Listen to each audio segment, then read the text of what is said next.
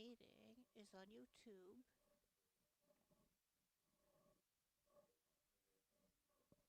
We have quorum. All members are present. Are there any conflicts of interest, Mr. Arsenault, for which file?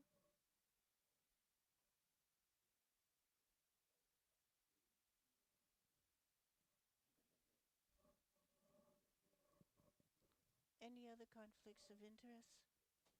Thank you. Are there any amendments to be made to this agenda? Can someone move the agenda, please? All those in favor signify by saying aye. Contrary-minded, nay. Carried. The adoption of minutes. Are there any amendments to last meeting's minutes? Someone to move the adoption of the minutes? All those in favor signify by saying aye. Contrary-minded? Adopted. Thank you. Next item, we have a 588 Main Street.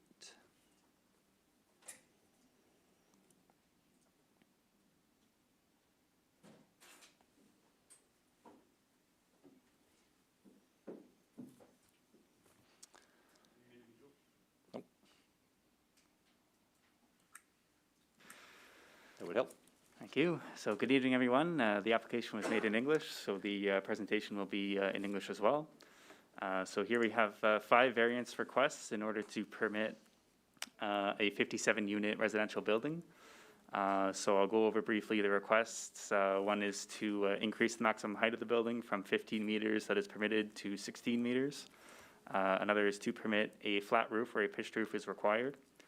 The third is to increase the maximum driveway width to 7.6 meters. The fourth is to allow surface parking in the front yard. And the last is to increase the maximum setback allowed from 6.5 meters to 26 meters.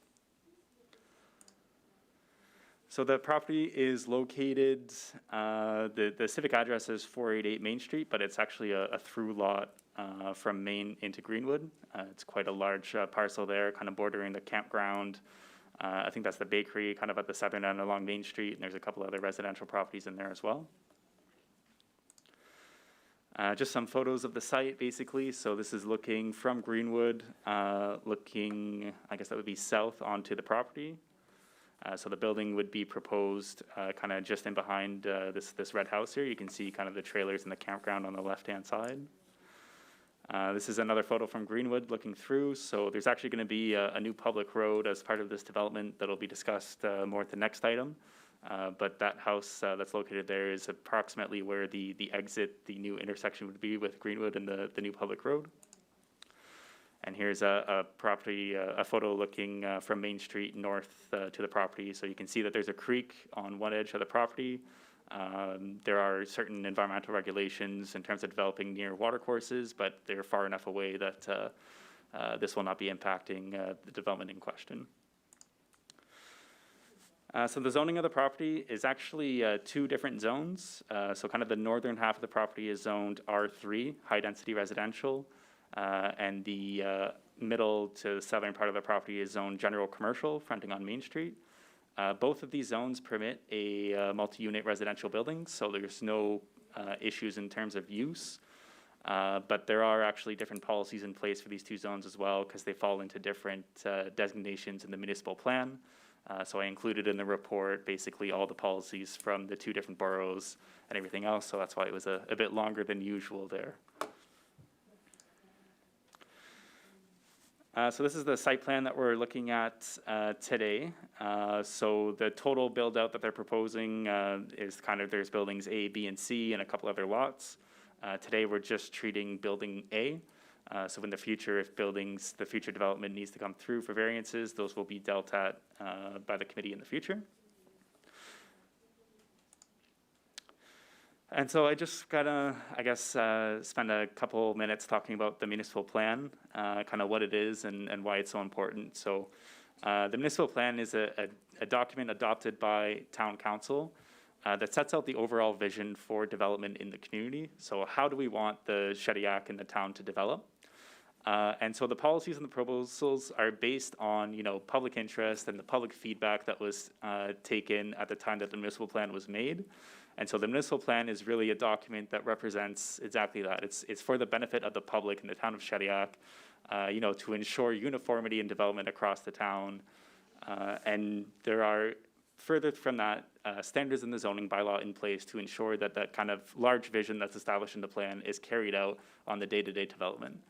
So when we're looking forward for, just processing development requests or going through variances and rezonings, we're always making sure that everything that comes through is meeting everything in the zoning bylaw as well as everything in the municipal plan.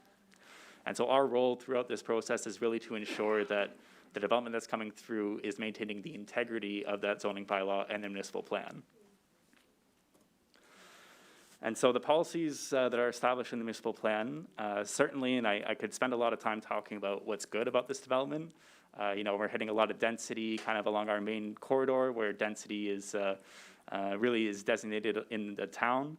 And, they're going to have potentially a future trail connection as well through to Main Street. So there's that kind of focus on, walkability and connecting Main through to Greenwood through that, at least that pedestrian connection. So there's a lot of good things to look at there. But there are also a lot of policies and proposals looking at, dense communities, but also high quality urban design, pedestrian oriented developments that are built to human scale. And so I know that that's kind of maybe a lot of qualitative terms. It might be difficult to picture what that looks at, but there are actually certain standards in